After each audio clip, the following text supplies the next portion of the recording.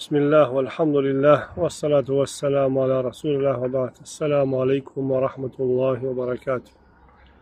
Уважаеми братя и сестри мюсюлмани, въпреки че вече почти денят Арафа, който е най-хайрлията и благороден и благодатен ден в годината отмина, искам да се включа да ви разкажа една интересна история за този ден, който снощи я разбрах. Този благодатен ден дойде, в момента е 19:30, има още един час и половина до акшам, който желая мой да се възползва, иншаллах, от това оставащо време, но да ви разкажа една истинска история, която се случила някъде в арабските страни. Имал един родител, който имал проблеми с едно от децата си, с един от синовете си. Казва човека: 10 години се опитвам да с него да се 10 години се опитвам с сина си да по всякакъв начин да говоря, да го убеждавам да върви по пътя на Аллах Азза ва Джал, но този мой син така и не се умява да намери пътя или не иска да намери пътя.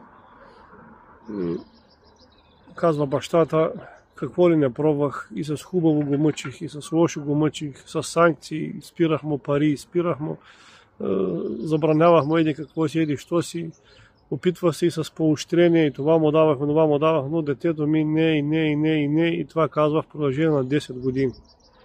До момента, в който аз реших, че ще потърся Аллах Азза ва Джал, но на специално място, и направих ние да отида на хадж с единствената цел да моля Аллах Азза ва Джал за напътствие на моя син. Доколкото си спомням, мисля, че този човек е ходил и друг път на хадж, но това е ходил един или два пъти преди това или не, или как е.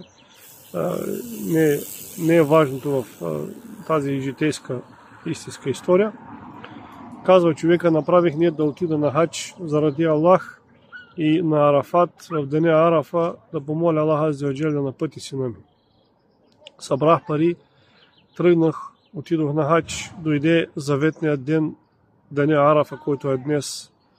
И на този ден в палатките на Арафа аз вдигнах ръце и молих Аллах Азза ва Джал за себе си, за семейството си, съпруга, деца, майка, баща, родители.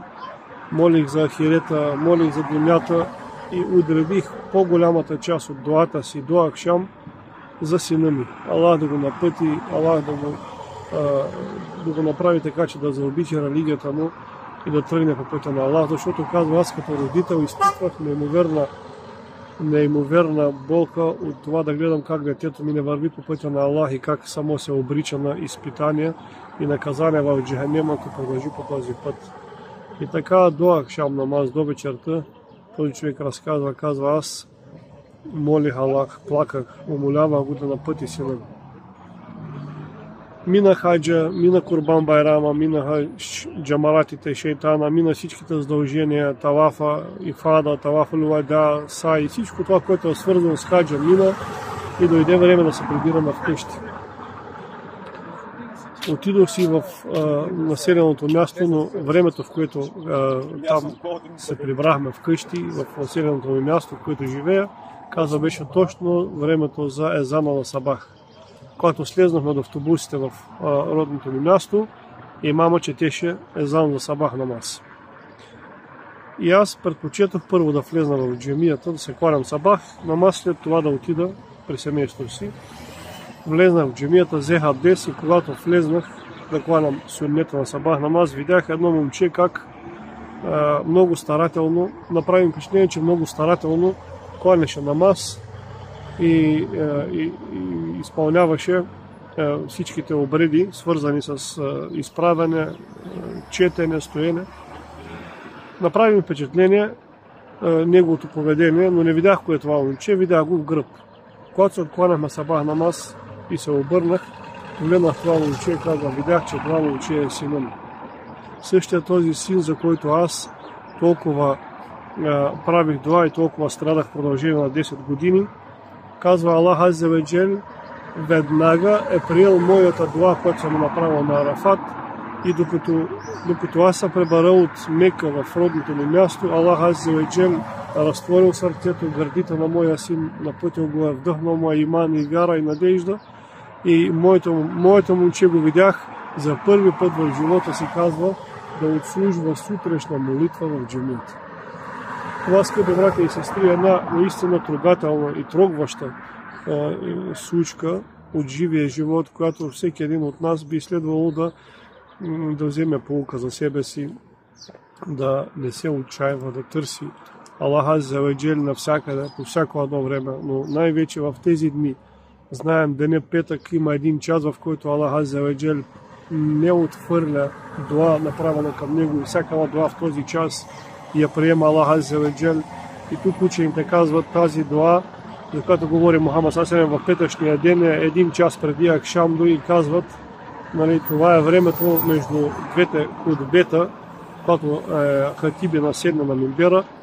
Аллах знае кога е това време, но има такива времена петъчния ден, между сядането на хатиба на мимбера, двете сядания, или половин един час преди Акшам, времената след като вземем абдес и помолим Аллах Азза ва Джел, между езана и камета, преди фарза, след фарза, знаем преди разговяване, когато човек говее задължителен или нафиле уруч.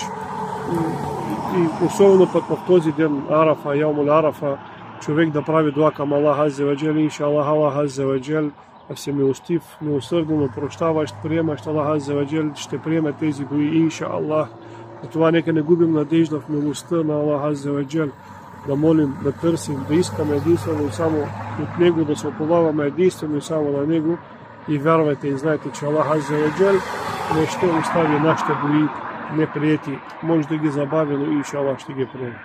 Аллах Азза ва Джел да се смили над всички нас, да ни опрощава, да ни напътва по правия път нас и нашите семейства, нашите родители, деца, съпруги, всички мюсюлмани, мюсюлманки, да ни помага и да спаси час по-скоро нашите брати и сестри, страдащи в Газа, в Палестина, в Западния бряг и навсякъде по света, където страда мюсюлманин. Аллах Азза ва Джел час по-скоро да премахне техните болки и страдания. Амин. Ва саллаллаху ва саллим ала расулина Мухаммад.